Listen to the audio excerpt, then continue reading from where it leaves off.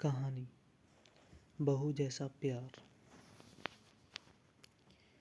संगीता की सास ने उसे ये क्यों कहा कि वो उसे बेटी जैसा नहीं बहू जैसा ही प्यार देगी। उनके इस बात का संगीता पर क्या असर हुआ, चलिए आगे देखते हैं। शुरू करते हैं तो फिर सास बहू की कहानी। अगर आप चैनल पर नए हों तो चैनल को सब्सक्राइब कर लीजिए ताकि इस तरह की और भी वीडियो आपको मिल सकें जल्द से जल्द। Like, comment and subscribe. चलिए कहानी को शुरू करते हैं।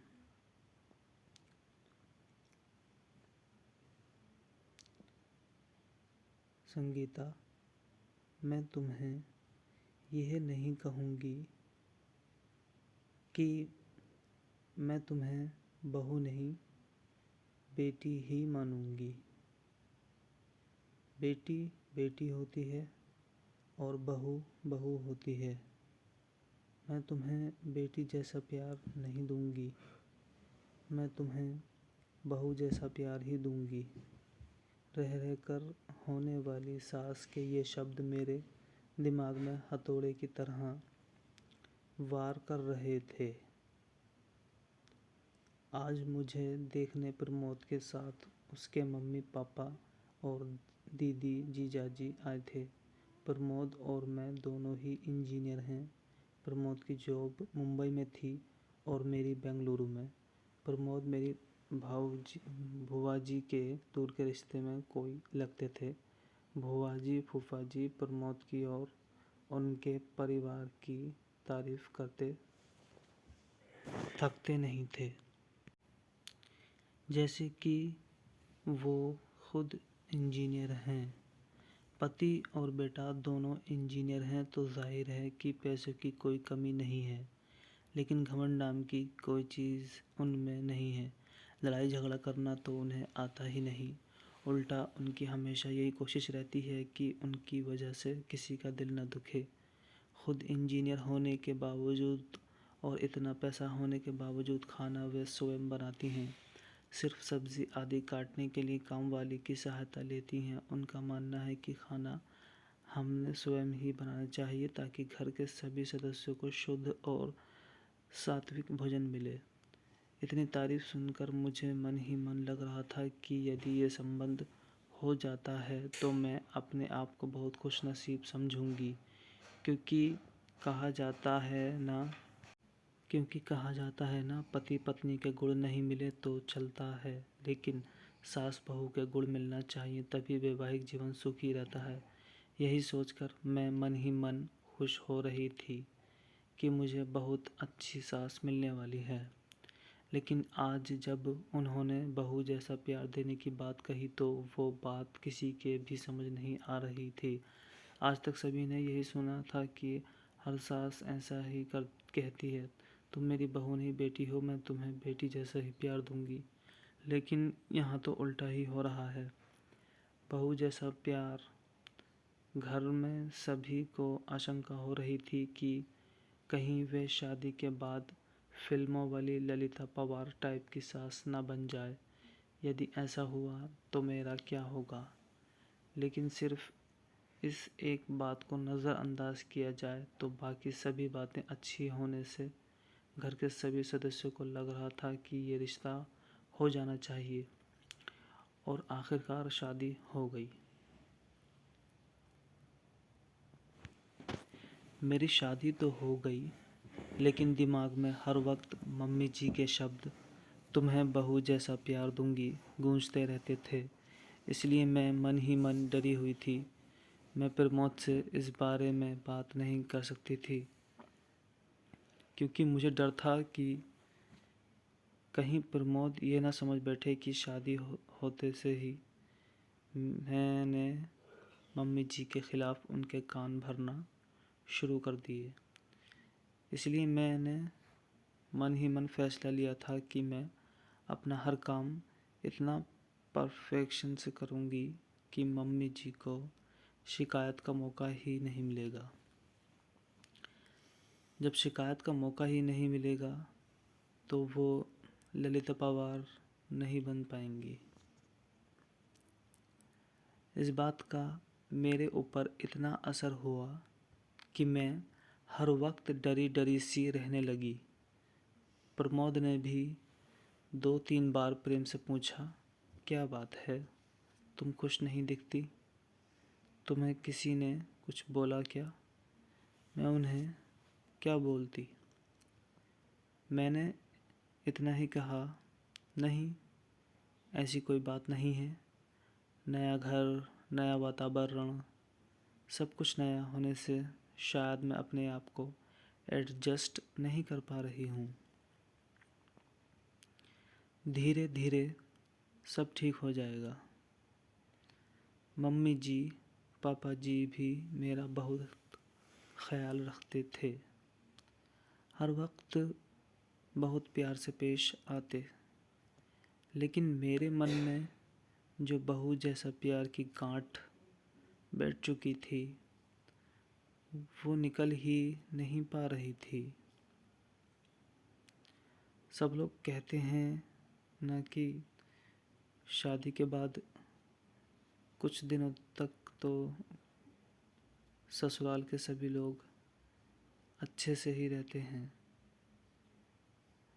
असलियत तो धीरे धीरे सामने आती है।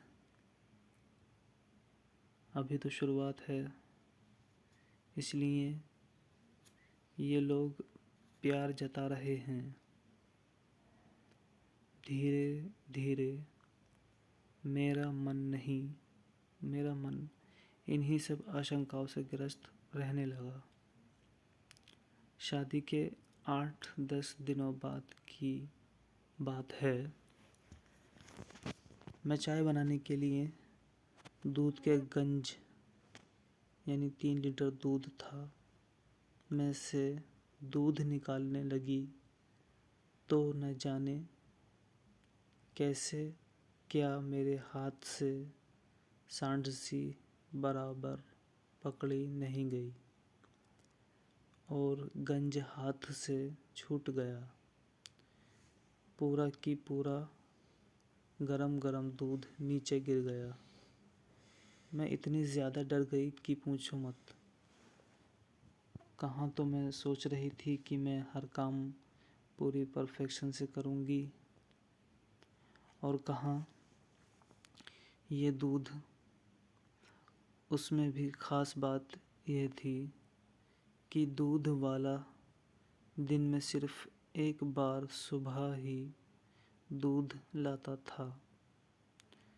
पैकेट के दूध में मिलावट होने से वो घर में नहीं लाते थे। सभी लोग चाय का इंतज़ार कर रहे थे। गंज गिरने की आवाज़ सुनकर मम्मी जी ने बाहर से ही आवाज़ लगाई, संगीता, क्या हुआ? मैं तो इतनी ज़्यादा डर गई थी कि मेरे मुंह से आवाज़ ही नहीं निकली। तब मम्मी जी खुद किचन में आई। मम्मी जी को सामने देखकर मैं डर के मारे कांपने लगी। मुझे लगा कि अब ये ज़रूर ललिता पवार बन जाएंगी, क्योंकि अब कल सुबह तक किसी को भी चाय नसीब नहीं होने वाली और सभी को चाय पीने की आदत है। मम्मी जी ने गिरे हुए दूध की तरफ और मेरी तरफ देखा और मैं बम फटने का इंतज़ार करने लगी। बस अब फटा बम, अब फटा। लेकिन ये क्या, बम तो फुसका निकला। मम्मी जी मेरे पास आईं और बोली, कोई बात नहीं संगीता, तुम इतनी डर क्यों रही हो? तुमने कोई जानबूझकर थोड़ी गिराया है दूध। हो जाता है कभी कभी, कोई बात नहीं, तुम रिलैक्स हो जाओ। लेकिन मम्मी जी, अब चाय कौन से दूध से बनेगी? दूध वाला तो कल आएगा। मैं अभी पैकेट का दूध बुला लेती हूँ। लेकिन आप ही ने कहा था कि अपने यहाँ पैकेट का दूध नहीं लाते। लाते तो नहीं हैं, लेकिन सभी को चाय का एक तरह का नशा हो गया है। तो चाय के बिना तो नहीं रहेंगे, इसलिए इमरजेंसी में एक आध बार चलता है पैकेट का दूध। हम लोग ऑफिस में चाय पीते हैं ना, वहाँ कौन से दूध का उपयोग किया गया है, क्या हमें पता चलता है?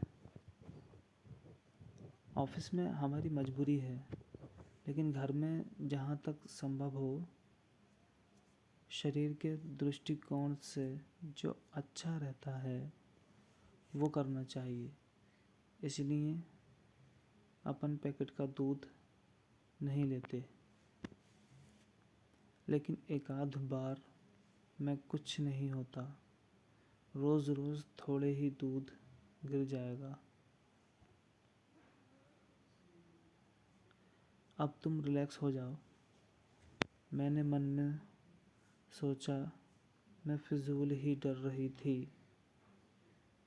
मम्मी जी तो कितने अच्छे हैं, लेकिन दूसरे ही पल सहेली की बात याद आ गई कि ये सब चौंचले शादी के शुरुआत में ही होते हैं, आगे आगे देखना होता है क्या। यह बात याद आते ही फिर से मन में वही डर समा गया। दो एक बार और इसी तरह की छोटी छोटी गलतियां हुई, लेकिन तब भी मम्मी जी ने मुझे प्यार से ही समझाया। 4-5 महीने के बाद की बात है। सभी को पालक पनीर की सब्ज़ी बहुत पसंद थी। आज रविवार की सभी की छुट्टी होने पालक पनीर की सब्ज़ी बनाने का तय हुआ। सब लोग खाना खाने बैठे तो जैसे ही इन्होंने पहला कौर मुंह में लिया तो बहुत बुरा मुंह बनाया और एक घूंट पानी पीकर बोले कि आज सब्ज़ी में नमक डाला है कि नमक में सब्ज़ी डाली है। आज डबल नमक है सब्ज़ी में। मुझे काटो तो खून नहीं है। अब ज़रूर मम्मी जी अपना बहू वाला प्यार दिखाएंगी। कहेंगी कि तेरी मम्मी ने यही सिखाया क्या? पढ़ लिख कर नौकरी कर रही है, इसका ये मतलब नहीं कि तुम्हें सब्ज़ी बनाना भी नहीं आना चाहिए। तुम्हारी माँ ने तो कहा था कि मेरी बेटी को सब आता है, फिर ये क्या है? मैं ये सब सोच ही रही थी कि इतने में मम्मी जी ने मुझे ज़ोर से झंझोड़ा। संगीता, संगीता, हाँ? क्या हुआ? तुम काँप क्यों रही हो? रो क्यों रही हो?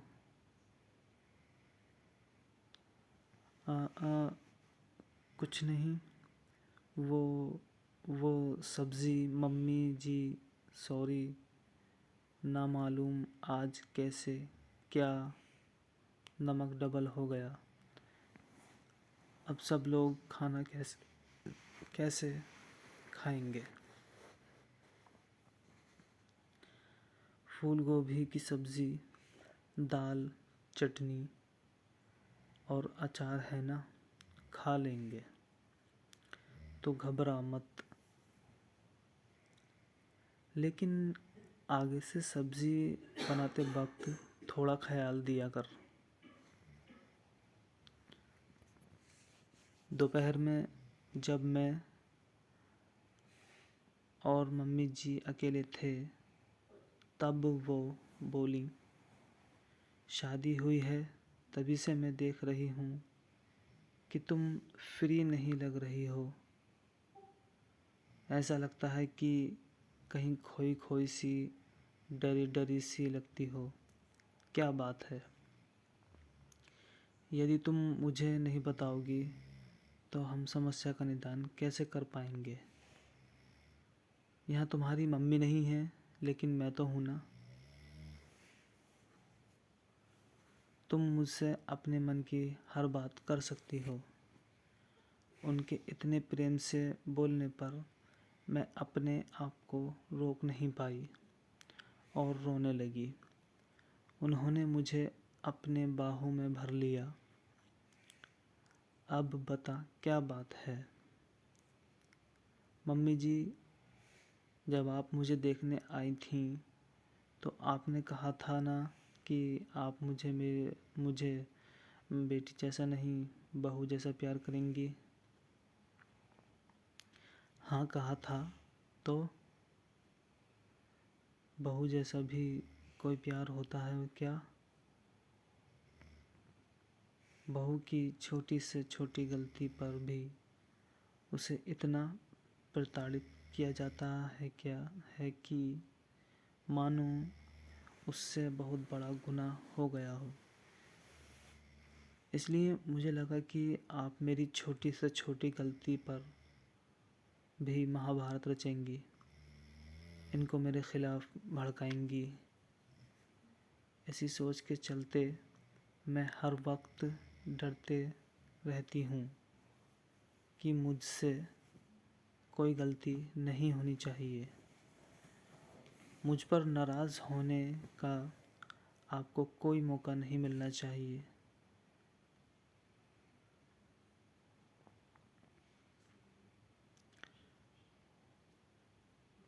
सच बताऊं तो आज तक मुझसे जो भी गलतियां हुई वो इसी घबराहट के चलते हुई, लेकिन मेरी एक बात समझ में नहीं आई। बहू जैसा प्यार करूंगी ऐसा कहने पर भी आपने आज तक अपना सासूपन नहीं दिखाया और मुझे डांटा भी नहीं। फिर आपने ऐसा क्यों कहा था कि आप बहू जैसा प्यार करेंगी? अरे पगली, मुझे नहीं पता था कि तू मेरी साथी सी बात को इतना दिल पर लगा लेगी।